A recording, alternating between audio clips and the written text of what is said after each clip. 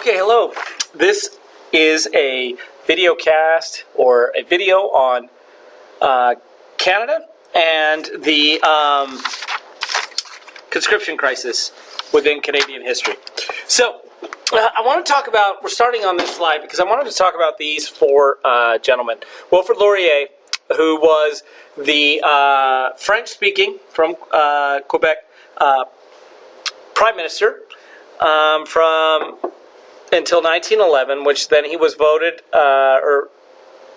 his party was voted out, and Robert Borden took control. Now, Laurier stays and is the main opposition, leader of the opposition party or opposition group within Parliament. And Wilfrid Laurier definitely continues to be a part of this whole conscription crisis, which we're going to talk about. Robert Borden is the Prime Minister who, along with Arthur Mahan, who was part of his party and in his cabinet, basically made a promise at the beginning of the war that Canada would fight in World War I, that they would commit 500 troops,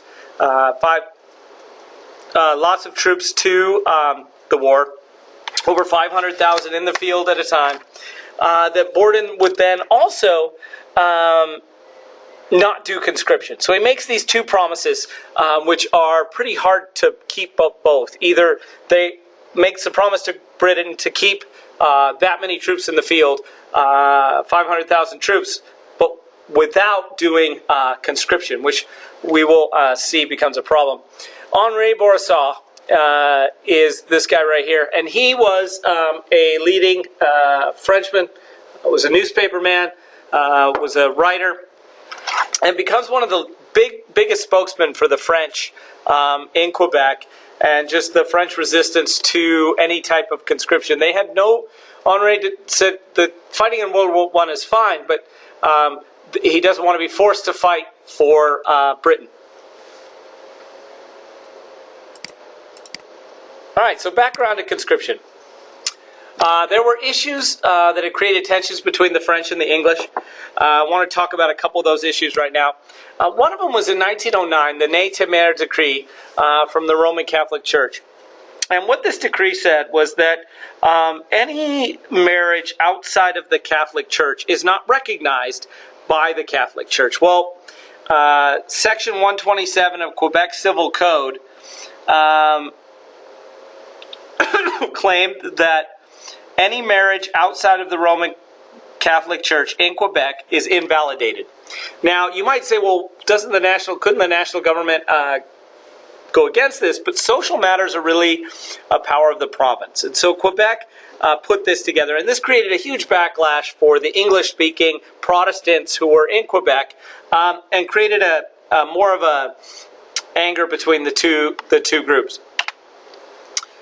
And that's Section 127 of Quebec Civil Code, which basically says that in order to be recognized by Quebec as being married, you need to marry inside the Catholic Church, and that's a problem for anybody that is Catholic. Now, separation of church and state is not something France did originally, and so when they set up Canada, Quebec area, it was set up with the church code as the main part. Okay, so we have Robert Borden here and Henri Bourassa. So, in 1912, Regulation 17 was passed by the Ontario Parliament.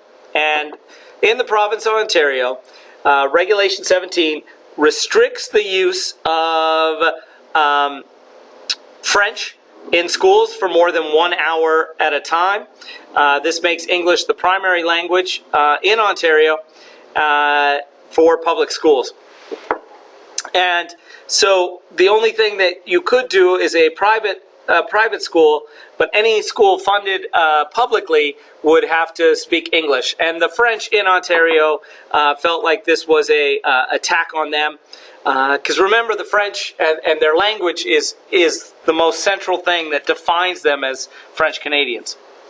So, Robert Borden, in 1914, when Canada commits to the war, a declaration of war, Canada offers troops to England, over 500,000 in the field at one time, and Borden says, as to our duty, all all are agreed we stand shoulder to shoulder with Britain and the other British dominions in this quarrel.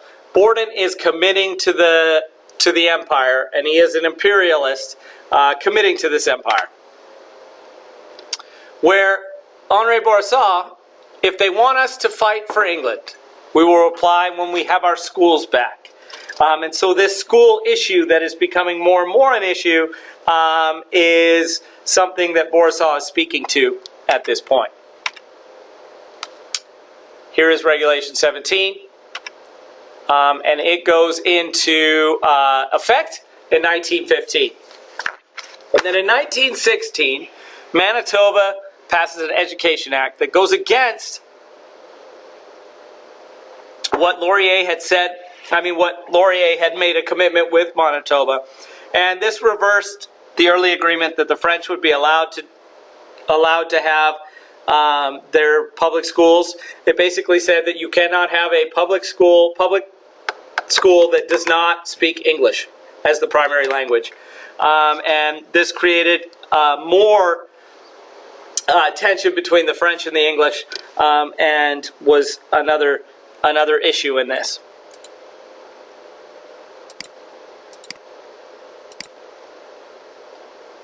This is your flag. It stands for liberty. Fight for it. There were recruiting posters all over Canada, including in Quebec. And one of the issues is that because they didn't have conscription or a draft, which the United States did right away, they had to recruit all their troops. And so one of the issues was that they didn't feel like the French were pulling their weight. So there were some problems in the recruitment of the French. But before we say that, we need to just talk about the people that were basically getting involved in the war in the first place. Most of the soldiers that were fighting, most of the ones that were most involved in the war, were the ones born in England, and so that had moved to Canada and became Canadians. And those were the ones that were taking the bulk of the fighting. Even English-speaking Canadians that were 2 or 3 generations were less likely to volunteer than those. So the mishandling of the recruitment of the French. The language factor was a big issue because most of the people that were recruiting within French Canada were English speakers. They did not recruit the main leaders of the French community. They did not work with the French community to enlist soldiers. French officers were not given high-ranking positions. The recruiting officer himself was an English Protestant rather than somebody from the Catholic Church. And so in order to basically recruit the French, they would have needed to take a different strategy, been more strategic, and a lot smarter about this. The language factor was a big one. There were no, for the most part, there were no French units. There were no units in which were raised just within Canada that spoke French, and that French officers themselves were not given many promotions. They just worked within those units, and so the French felt like the English weren't treating them as equals within the army, and so then they weren't volunteering. The English felt that the French were not pulling their weight. The numbers were not kept very accurately. Some websites have said that that the French only made up 5% of the army, but were 13% of the population. But that's not necessarily; those numbers aren't very firm. Now, there was one group that was a French unit and was highly decorated, and that was the Vendus, which is the French for Vendus, which was the French for 22, and it was the regiment 22nd Regiment. And here are pictures of them within France. Here's them preparing for the Battle of Passchendaele.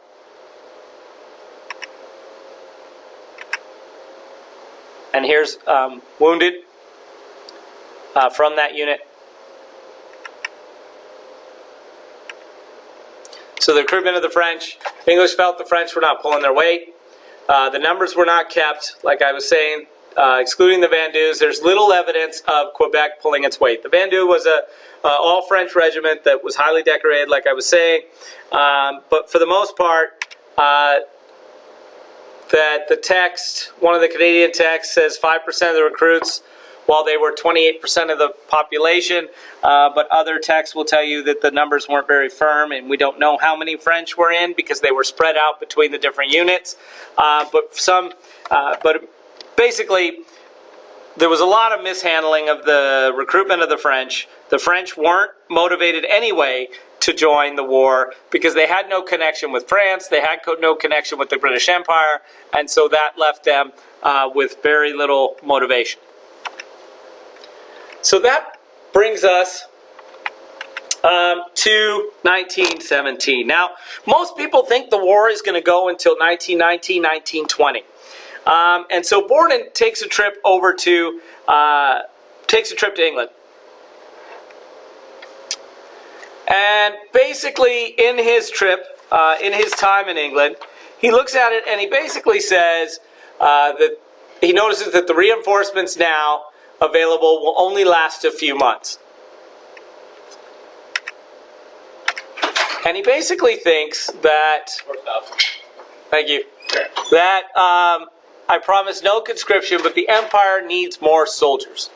He's torn by this because he realizes that in order to basically honor those that have died for the war, honor those that were in the trenches now, that more Canadians were needed. And so he is thinking about going back on his promise of no conscription.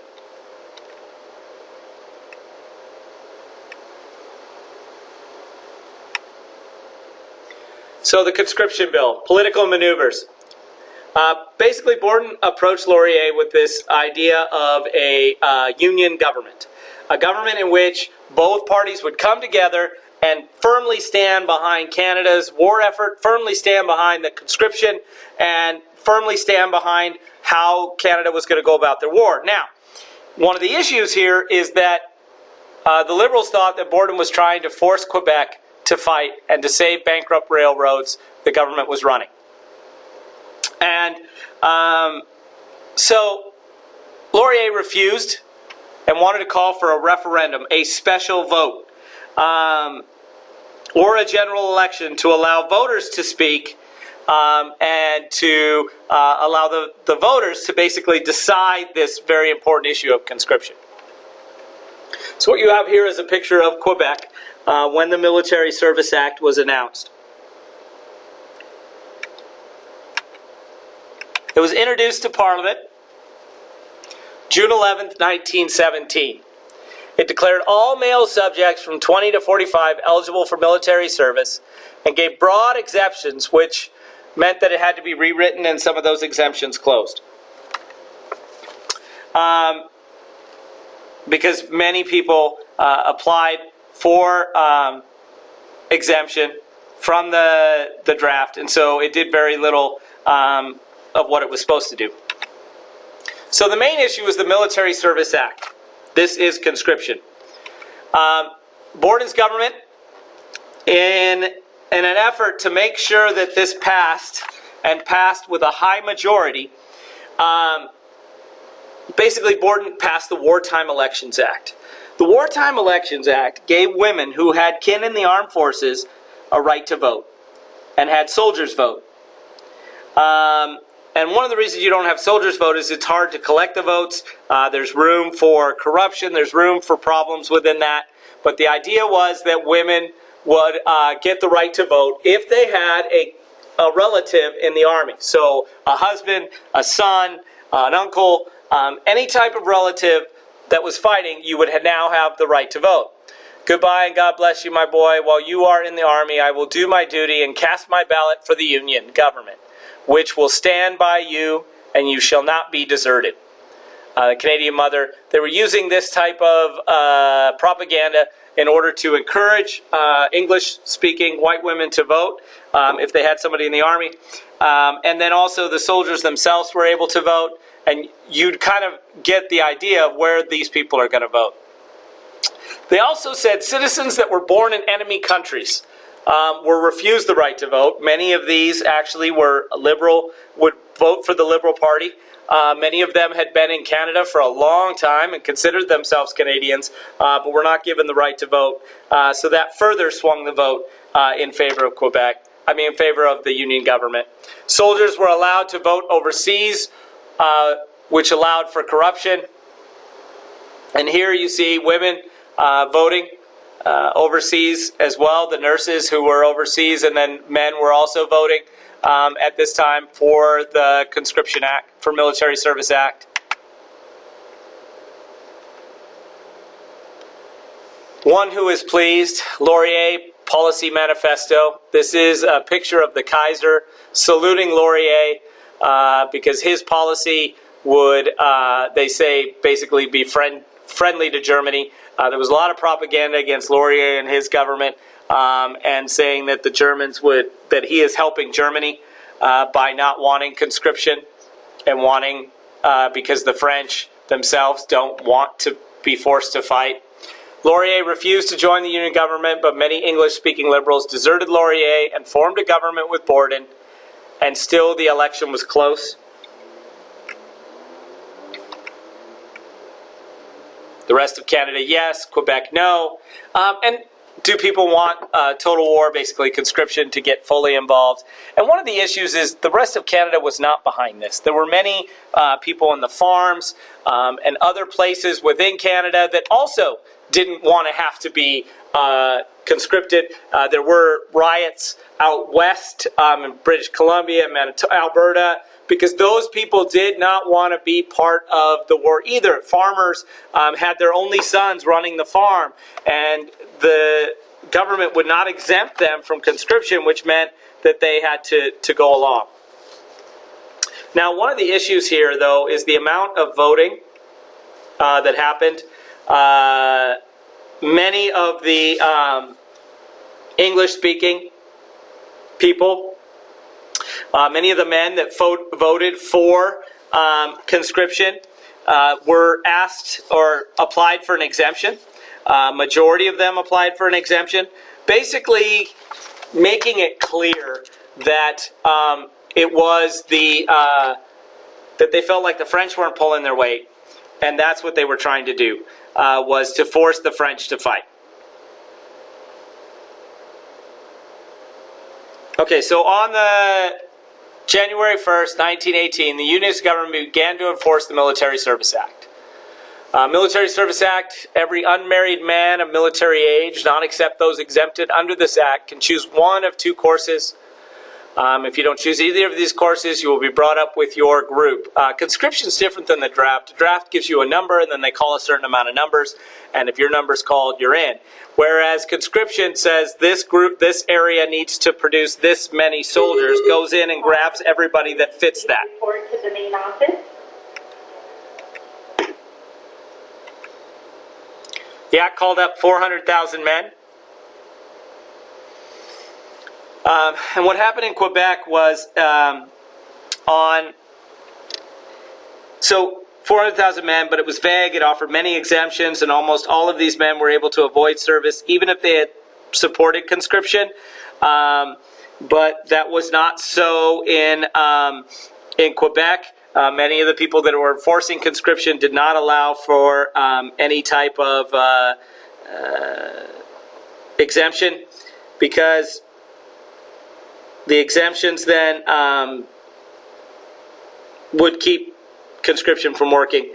And also, it basically reinforced this idea that Canada wanted the French to pull their weight.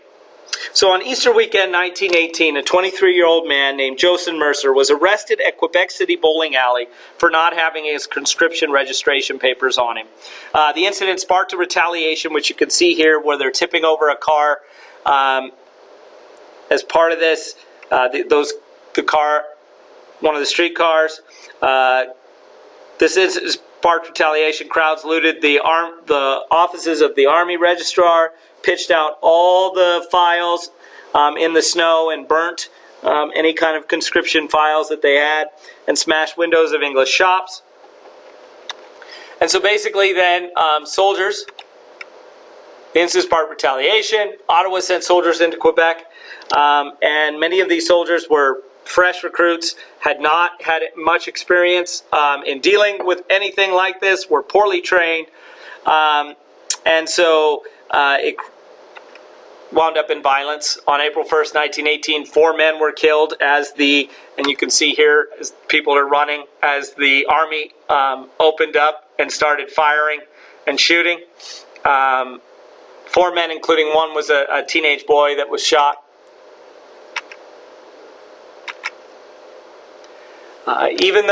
Conscription, even without exemptions, only about 125,000 men were ever conscripted, and only 25 of those were sent to the front. Fortunately for Borden, the war ended in a few months, and so this didn't create a lasting effect.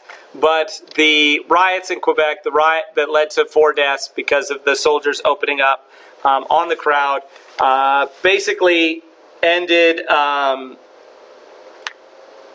the conservative hold on the government after the war. But this was one of those things in history which there's 2 different takes by historians. In 1920, Arthur Mahan was defeated in the election after Borden stepped down, and because Arthur Mahan was a conscriptionist, he stood for conscription and was voted out of office. In the end, conscription raised some 60,000 effectives, few whom ever got overseas. The price was a new and lasting bitterness between 2 major races, which was to color Canadian politics throughout the whole of the generation to follow. That was a Canadian historian by the name of McGuinness. Mason Wade, who wrote about French history. Quebec's wartime retreat into a narrow provincialism as a result of the bitter differences with other provinces over the treatment of their French-Canadian minorities, and as a result of the ethnic cleavage brought about by the conscription crisis, predisposed French Canada toward a more rigid isolation in the post-war world than otherwise probably would have prevailed. And so French becomes a nation within a nation, Quebec becomes a nation within a nation, and begins to pull back from the rest of Canada, and begins kind of, again, a separatist movement that lasts until the 1980s. And this kind of bitter pill of the conscription crisis led to the bitterness that lasted through much of the next 20 to 30 years. All right, thank you, and that's all we have for this video. We will talk more about this on Tuesday in class.